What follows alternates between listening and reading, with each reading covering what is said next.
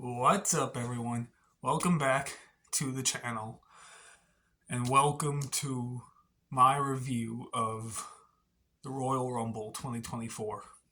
I apologize for the lighting. I'm not in my typical spot that I review WrestleMania. I apologize. I, I just want to film this and get this out there. Well, I get it out there. I'll be posting it this afternoon, but I wanted to just film this, find a new spot that I thought might work. The lighting is kind of wonky, but I noticed it was messed up in my WrestleMania 31 review as well, so I apologize for that. But anyway, let's get into this review of WrestleMania. I'm so used to the WrestleMania reviews. Let's get into this review of the Royal Rumble. So, overall, I thought it was a decent show.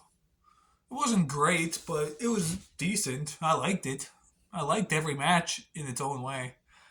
Um, we'll start off with the women's Royal Rumble match.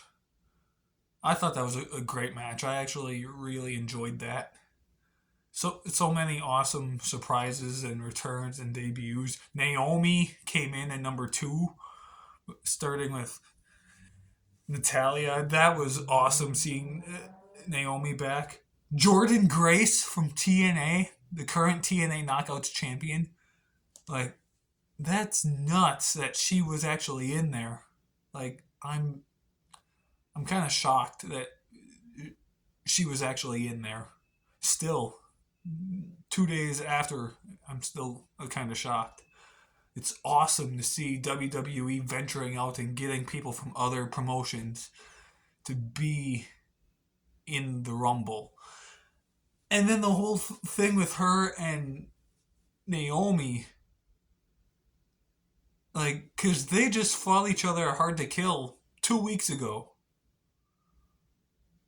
And now they fought each other in the Royal Rumble in a whole nother promotion.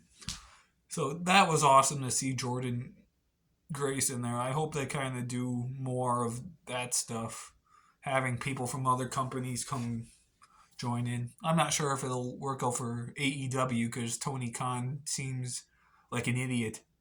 But anyway, let's see here. What else happened in there? Jade Cargill. I'm so happy Jade Cargill actually debuted. Finally, it's been a while. And that whole moment with Nia Jax where she just picked her up with ease, like no struggling at all, just pick her up, slam her down. That was awesome to watch. I love that. Jade Cargill, I think, is going to do some great stuff in WWE. And I guess it seems like they might be heading towards Jade Cargill and Bianca Belair at WrestleMania, which I'm totally all for that. I would have said Bianca Belair and Charlotte, and I think that was the original plan until Charlotte got injured, and now she probably won't be at WrestleMania. So Bianca and Jade Cargill is a great choice. Let's see here. Anything else before I talk about the winner? Not really. Bayley won the women's Rumble. She entered at number 3, and she now holds the record for the longest amount of time in the women's Rumble. I think she lasted like 63 minutes and 3 seconds or something like that. So, yeah, I think she currently holds the record, which is awesome. Good for her. I always felt like Bayley, not underrated, but didn't. When people talk about the 4 horsewomen in WWE, Charlotte, Sasha, Becky, and Bayley, they talk about Charlotte, Sasha, and Becky about how good they are more than they talk about Bayley. And Bayley should be in that conversation because she's equally as good as all of them. Equally. I wouldn't say better because all of them are fantastic. They're all very, very great. But Bailey finally is in that conversation where she should have been all along. I love Bailey and I'm glad she won. I am very glad that she won. And I think she'll face Io Sky at WrestleMania. So that's going to be awesome to see Damage Control split up and have them face each other because I think Rhea is going to face probably Becky. That's my guess. Oh yeah, Liv Morgan came back too in the Rumble. That was cool to see her back. I love Liv Morgan. She's one of my current favorite females in WWE, in wrestling in general. I love her. Very underrated too. She did win a title, but she should have had either a longer title run or another title run. Like I'm glad she is back now. I know everything that went on these last 6 months have been kind of hard for her, probably with her arrest and everything that happened. But I'm glad she's back. Um. Anyway, I think that's all I wanted to talk about for this Rumble match. So let's move on to the Fatal 4-Way match. I enjoyed this match too. Roman Reigns won, obviously. But overall, it wasn't a bad match. The match was supposed to be longer than it actually was, I think, but it was cut briefly because of the women's Rumble match took a little longer. Just a little. It wasn't much longer, but it changed the the length of the two non Rumble matches. And so the Fatal 4-Way happened. LA Knight did some good stuff. Orton did some good stuff. AJ Styles did some good stuff. Hell, Roman Reigns did some good stuff. Um, Solo Sikoa got in there though, and as we all guessed, he got involved as he does with every Roman Reigns match.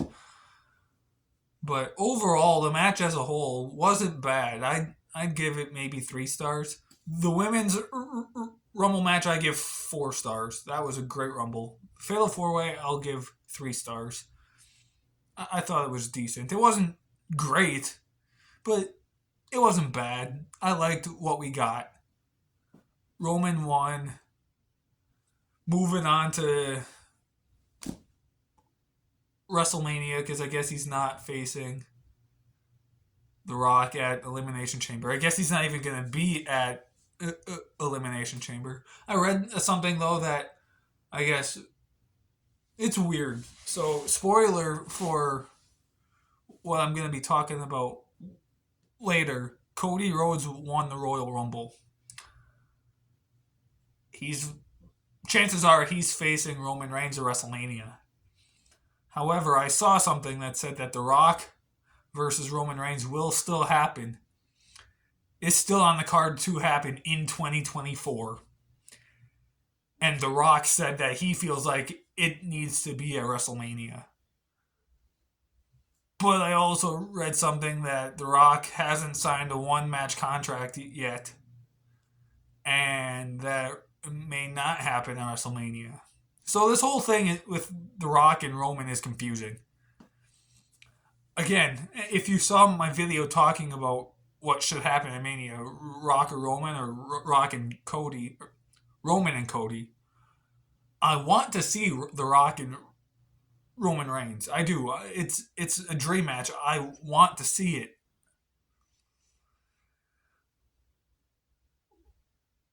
But Roman versus Cody needs to main event Mania. Roman needs to defend the title against Cody, and Cody needs to win. I know I said in that video that Cody doesn't necessarily need to win against Roman, and it doesn't necessarily need to be at WrestleMania. And I still stand by that. But now that Cody won the Rumble, we know it's going. The match is going to happen at Mania, and which means that it's pretty much gotta happen now because I don't think they're gonna do a third match between them two. So yeah. Anyway, let's move on away from that for now and talk about Kevin Owens versus Logan Paul. This was a decent match too. I give it 3 stars. Logan Paul won by disqualification. So Logan Paul had someone come in and give him brass knuckles. He was gonna use them, but then Kevin Owens noticed it and stopped it. Then when the ref was distracted, Kevin Owens put the brass knuckles on. He punched Logan Paul in the face, pinned Logan Paul. The ref went 1, 2, and then he stopped and saw the brass knuckles on Kevin Owens' hand. And because of that, Kevin Owens got disqualified. And I'm just like, Kevin, don't you know to take brass knuckles off before you go for the pin? Like, are you nuts? Like, why? My mind is blown that Kevin Owens didn't do that. I mean, it makes sense for the end, but like, why?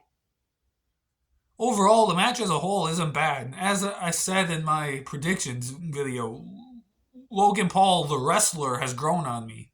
I like all of his matches he's had, including this one. But, yeah. Now I guess we're going to be getting LA Knight and Logan Paul at WrestleMania. I'm not sure if Logan Paul is doing something at Elimination Chamber. I don't know. I guess we'll find out. But that was a decent match. I gave that one 3 stars as well.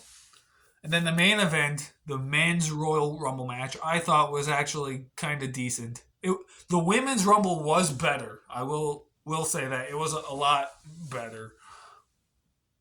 But I didn't hate the men's one. I'd give it maybe 2.5, 3 stars. Around there. It wasn't bad, but the women's one was way better. We started off with Jey Uso and Jimmy Uso as number 1 and number 2, which I predicted. Don't believe me? Ask 24/7 because I said something to him during the kickoff show that my prediction for number 1 and number 2 will be Jey Uso and Jimmy Uso. Andrade is back. He came in at number 4. That was cool to see him back. Braun Breaker was in there, and I guess he supposedly filled in for Brock. I'm not going to go into too much details about Brock, but I guess with the whole stuff going on, that creative plans for him have changed, and Braun Breaker basically filled in for him. So what Brock Lesnar was supposed to do, Braun Breaker is going to do. So like WrestleMania, I guess there were plans of doing Brock Lesnar versus Gunther for the Intercontinental title. And I guess now those plans are... Yeah, the plan was Brock Lesnar versus Gunther at WrestleMania. And now the plan is Braun Breaker versus Gunther at WrestleMania, I guess. Because I guess Braun Breaker's taking in and filling those plans for Brock. Let's see here. Anything else? CM Punk, of course. He looked okay at first, but once he got in the groove of things, he looked kind of tired and like I mean, yeah, it's been, let's see here, when was his last televised match? It was a Samoa Joe in like July or August, I think. So it's been a few months, but they posted a video of him at the NXT arena training with Braun Breaker, Carmelo Hayes, and Lexis King. So, um, but yeah, Punk looked okay at first, and then he looked just kind of tired and worn out. But then when it came down to him and Cody Rhodes in the final two, it seemed like he started to look a little better again once he caught his breath and got a break. So, but it came down to CM Punk and Cody Rhodes in the final two, and Cody Rhodes threw Punk over. Not expecting it because I guess the betting odds were CM Punk, and everyone thought Punk was going to win. And so that's where my mindset was at, that Punk was going to win. Don't get me wrong, I love the fact that Cody won. It doesn't bother me at all. It just kind of came out of nowhere because I wasn't expecting it. I thought Punk was going to win. But yeah, I still think we're going to get CM Punk and Seth Rollins at Mania. And I told 24/7, I was like, I think that might be why they had Cody win. Because I think Punk was the original plan. But the reason they had Cody win is because they didn't want to risk it with Seth Rollins' injury. Like, what happens if Punk wins the Rumble, but then something goes wrong with Rollins' injury and it gets worse and he's unable to compete at WrestleMania then what does Punk do at Mania? He won the Rumble. He has to face a champion. So that's probably why they went with Cody Rhodes instead. I don't know that for sure. That's just my guess. But it makes sense. That definitely could be an option as to why they. Maybe it was Cody the whole time and the Vegas betting odds were wrong. Who knows? But anyway, overall, the show as a whole was decent. I liked it. Not the best Rumble pay per view ever, not the worst. I liked it for what it was. It was awesome. But yeah, guys, that was it. Thank you so much for watching. This was my review. I'm filming this Monday morning, so we have Raw tonight. I hope you like 24/7's live stream he did for Mania 32. I know part 1, most of it has no sound, and we apologize for that. Part 2 is much better. There's sound and everything. He can... You guys can hear him well. There will be a review of that coming out. I'm not sure when. Today, tomorrow, Wednesday. I'm not sure when the review is coming, but it'll be coming. I will be back for the WrestleMania 33 review next week. So, yeah, thank you so much for watching, guys. Tell us in the comments what you thought of the Royal Rumble. Again, I thought it was decent. It wasn't great. It wasn't bad. Just decent. I enjoyed what we got. All right, so thanks for watching. See you next time.